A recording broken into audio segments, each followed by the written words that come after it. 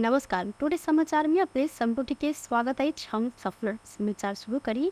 गौर हत्याकांड में दोषी देखल गेल ऊपर कार्यवाही प्रक्रिया आगा बढ़ाव गृह मंत्रालय पत्राचार के मुख्य प्रशंसा।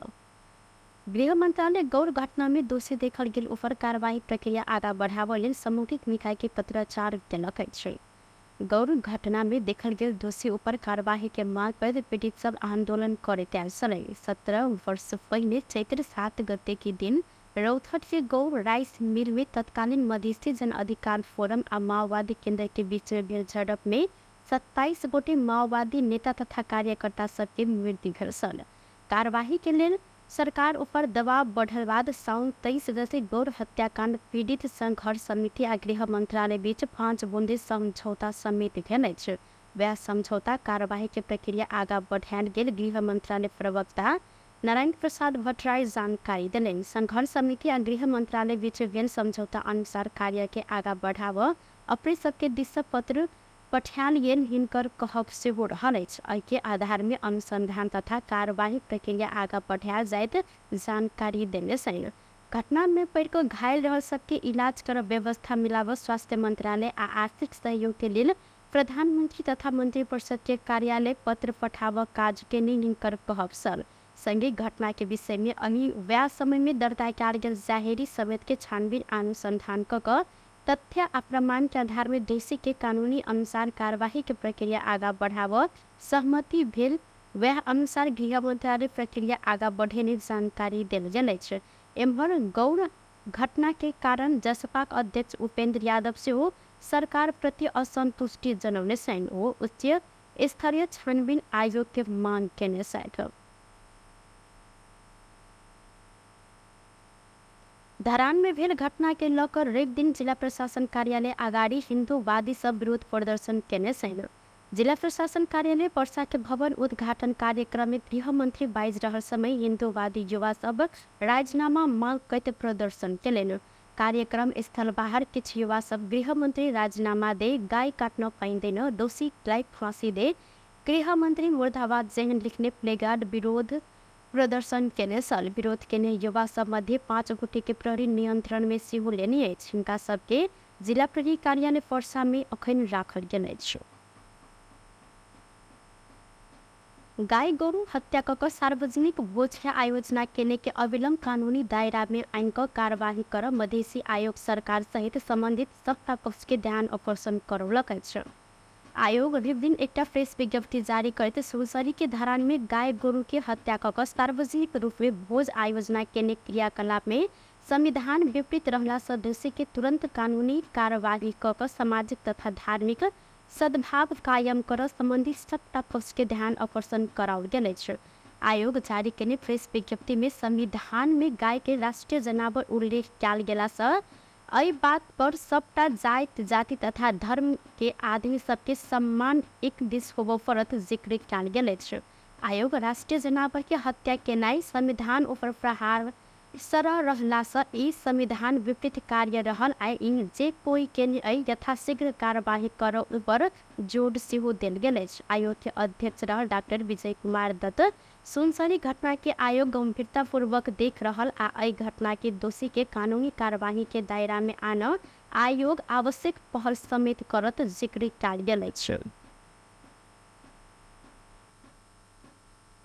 सरलाही में अनुचित लेनदेन मीटर ब्याज संबंधी उजूरी के 65 गोटे फरार सूची में रहल छन्।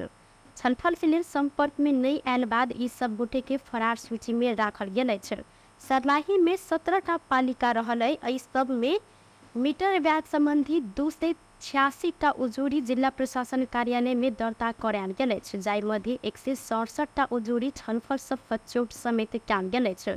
कानून तोकने मूलधन के 10% ब्याज दक अधिकांश उजूरी मिलापत्र करायल गेलै त उजूरी फचोट कर पीड़ित आ पीड़क दुनू पक्ष के जिला प्रशासन कार्यालय में बजायल जाइत अछि। मुदा छलफल में बजायल गेलो पर बेर बेर नहीं आयल बाद 65 गोटे के फरार सूची में राखल गेल।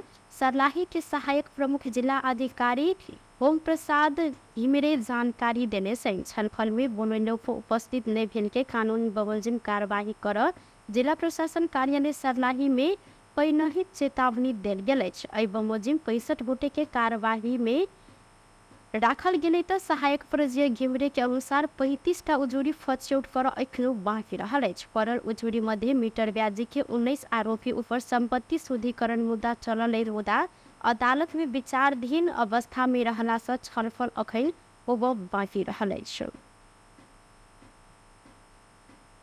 गाय कटने आरोप में तनहू में 3 गोटे के नियंत्रण में लेल गेल अछि।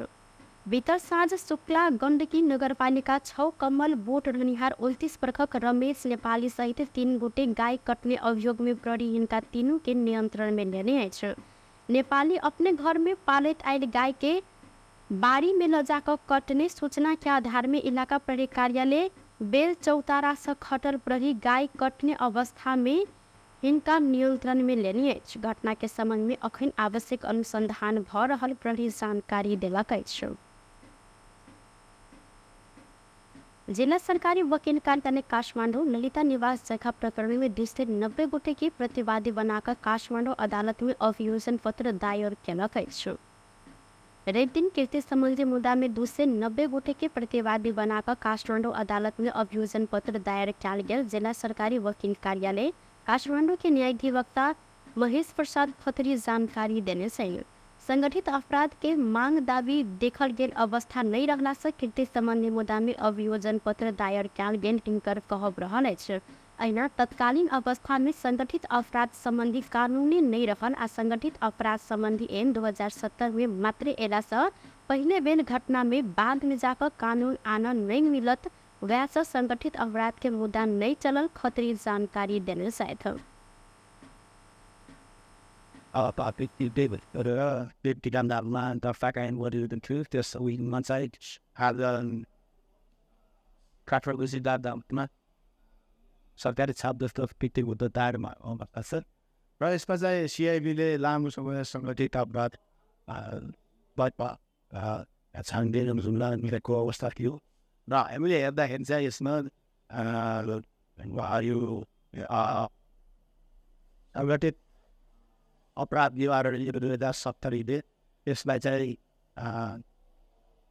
पुरानो घटना जुन 42 साल 49 साल र 70 साल छ यसलाई चाहिँ निरन्तरता दिएको नदेखिएको अध्यादेश भने अध्यादेशलाई पनि यही निरन्तरता दिएको नदेखिएको र यसलाई चाहिँ पाश्चात्य रेट्रोस्पेक्टिङ इफेक्टका कारणले गर्दाखेरि पाश्चात्य संस्थाको कारणले गर्दाखेरि अनि पहिलेका घटनाहरूलाई चाहिँ पछि आएको कानुनले नगर्ने हुँदाखेरि र अर्को कुरा यो सङ्गठित अपराधको इलिमिनेट गर्ने यसमा नदेखिएको र यसमा 3 वर्षभन्दा बढी कम सजायकोले त्यो के कारस्टिङ कारण गरेको मुद्दा आउँदैन 3 वर्षभन्दा कम सजायले मुद्दा चाहिँ सङ्गठित अपराध अल्मिन सक्ने सङ्गठित अपराध निवारण ऐनको परिभाषा यस्तो नभएको भन्दाखेरि अनि चाहिँ सङ्गठित अपराध ल्याङ्ग्वेज आइडिएको वा विश्वलाई त्यो कारण युसेनमा पैसालाई अभियोजन गरेको अवस्था सङ्गठित अपराध हुँदै दिएको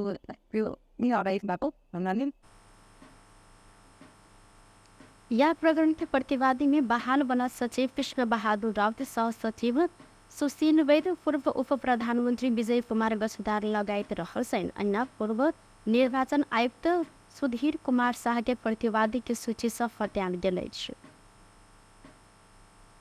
इंजीनियरिंग शिक्षा के शुल्क वृद्धि के विरोध में नेपाल विद्यार्थी संघ प्रधानमंत्री के सरकारी निवास बालुवाटार में प्रदर्शन केलक अछि। अस्वाभाविक रूप में इंजीनियर शिक्षा के शुल्क वृद्धि टालगेल कहत ई सब गोटे बालुवाटार में प्रदर्शन केने छन्। विद्यार्थी सब इंजीनियरिंग अध्ययन संस्था के 1 से 44% धैर्य अवैज्ञानिक आ असंदर्भिक रूप में शुल्क वृद्धि टालगेल कहत तुरंत फिर्ता लेब मांग सेहो केने छन्। इंजीनियरिंग अध्ययन संस्थालाई सेंटर ऑफ एक्सीलेंस के रूप में स्थापित कयल गेल अनुदान बढ़ावा परत मांग समेत कयल गेल अछि।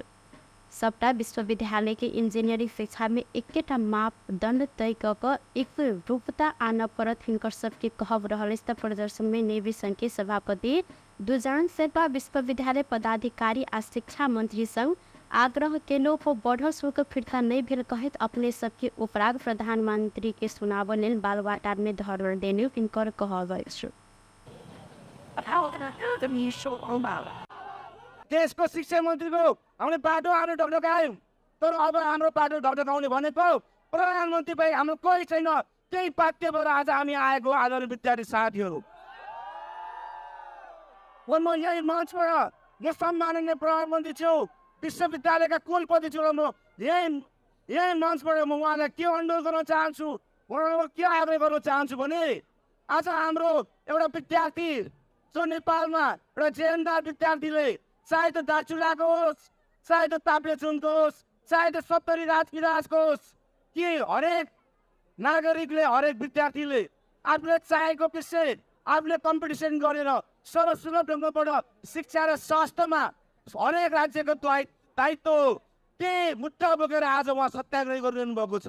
यो विषयमा यस सरकारको आँखा खोलेको छ कि छैन, प्रधानमन्त्री छु यसप्रति उहाँ प्रधानमन्त्री छु गम्भीर हुनुहुन्छ कि हुनुहुन्न, उहाँको जीवन रक्षा गर्नुको निम्ति आज हामी यहाँमा गएका हौँ। म सम्पूर्ण विद्यार्थी साथीहरूलाई यस आन्दोलनमा एकैपल्ट जनाउन पाएको निम्ति पनि उहाँलाई म धन्यवाद व्यक्त गर्न चाहन्छु। तपाईहरुले के बुझ्नु भएको छ?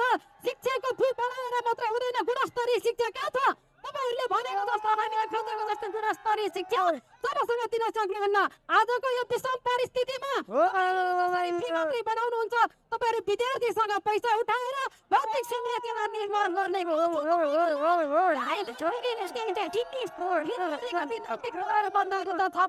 विद्यार्थीलाई गुणस्तरीय शिक्षा दिनको लागि पहल गर्नुहोस्, भौतिक संरचनामा जोड नदिनुहोस्, विद्यार्थीको क्षमतामा विकास गर्नको लागि अगाडि बढिदिनुहोस्।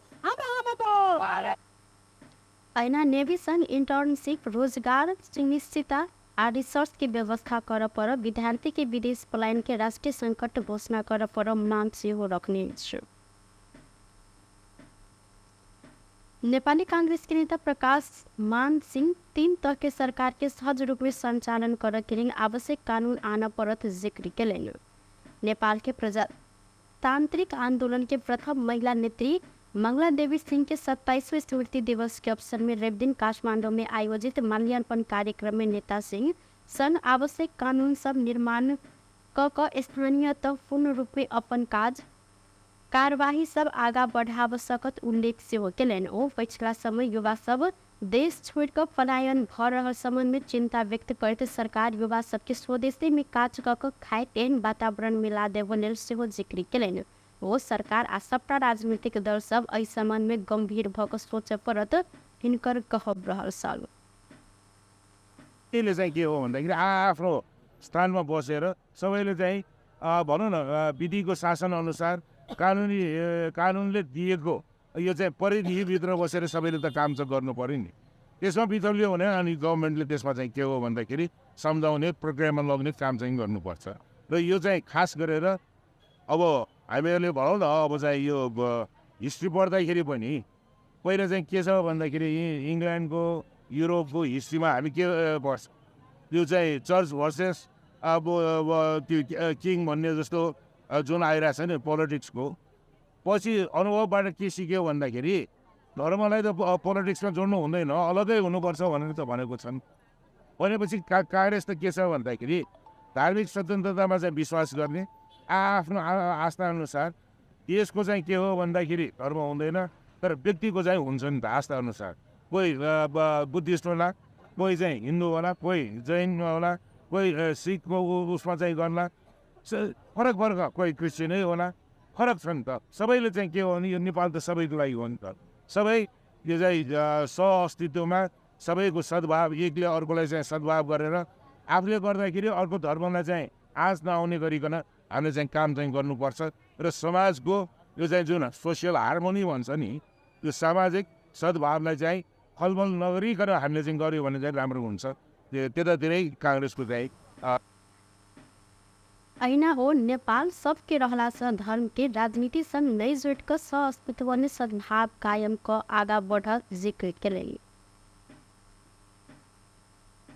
स्वास्थ्य मंत्री मोहन बहादुर बस्नेत स्वास्थ्य क्षेत्र में कयल गेल लगानी सबके लक्षित समुदाय आगाँ ल जाए विशेष ध्यान देव परत जिक्र कयलथि। रेवदिन काठमाडौँ में मेरो पोषण साथी मोबाइल ऐप के शुभारंभ करते मंत्री बस्नेत अखिल से हो गरीब विपन्न वर्ग सब इलाज नहीं पेने आ उचित पोषण नहीं पेने मृत्युवरण हुआ पर अवस्था रहल कहते स्वास्थ्य क्षेत्र में कयल गेल लगानी सब लक्षित समुदाय आगा पहुँचाव विशेष ध्यान देव परत जिक्र कयलनि। आधारभूत स्वास्थ्य सेवा गाँव में पहुँचाव बात पर ऐसे पहले पक्षपातपूर्ण व्यवहार कयल गेल आ अखन 3 महीना में अधिक सुधार के काज भेल हिनकर कहब रहल अछि। मंत्री बस्नेत हरेक नागरिक रोग से पीड़ित नहीं रह संगे प्रभावकारी ढंग से 7 प्रदेश में अभियान के रूप में स्वास्थ्य सचेतना के कार्य संचालन कर परत जिक्र कयलथि। प्रिभेन्टिभ पक्ष हामी पोहोर्ने गर्छु जहिले पनि यसले पनि अब प्रिभेन्टिभ पक्षलाई जोड दिन्छ र एउटा मान्छे जन्मेदेखि मैले अघि नै भने मर्ने बेलासम्म के गर्न हुने र के गर्न नहुने भन्ने कुरा चाहिँ यसले सिकाउँछ। हाम्रा धेरै दिदीबहिनी दाजुभाइहरूको आर्थिक अवस्था कमजोर भएको कारणले हामी जतिसुकै पोषणको कुरा गरे पनि त्यो आर्थिक विपन्नताको कारणले पनि त्यो पोषणयुक्त खाद्य पदार्थ समयमा खान नपाउने परिस्थिति पनि विद्यमान छ। यो तरफ पनि हामीले ध्यान दिनुपर्छ। त्यसै कारणले नेपालको संविधानले परिकल्पना गरे अनुसार स्वास्थ्य र शिक्षा र पोषण खाद्यान्न जनताको नैसर्गिक अधिकार हो र यो मौलिक हक हो भनेर हामीले व्याख्या गरेको भए तापनि व्यवहारमा यस्तो राज्यले पूर्ण रूपमा सफलताका साथ सम्पन्न गर्न सकिरहेको अवस्था छैन। मेचीदेखि महाकालीसम्म सङ्घीय अस्पतालहरूमा 3523 बेड जनरल बेडहरू हामीले निःशुल्क गऱ्यौँ र मध्य प्रदेश र बागमती प्रदेशमा म आफैले स्वास्थ्य मन्त्रीज्यूहरूसँग आग्रह अनुरोध गरेर त्यहाँ पनि जनरल बेडहरू फ्री गरिएको छ र 10% सबै खाली अस्पताल हो। स्वास्थ्य शिक्षा खाद्यान्न जनता के नैसर्गिक अधिकार रहला से ऐसा वंचित को नहीं किया जा सके पर जोर देने। मेरो पोषण साथी मोबाइल ऐप मार्फत गर्भवती तथा सुतकेरी के घर में भेल खान पान के उपयोग संबंध में जाना तथा महिला संपूर्ण जानकारी अपने लेवसक व्यवस्था समेत त्याग दिलाई छु। बेस्ट टुडे समाचार अखन के लिए इतवा उन दोस्तों समाचार लोग उपस्थित हो बेटा परब तक इन के लिए हम सपना बेटा मंग छी देखते रहिए टीवी टुडे जनकपुर। नमस्कार।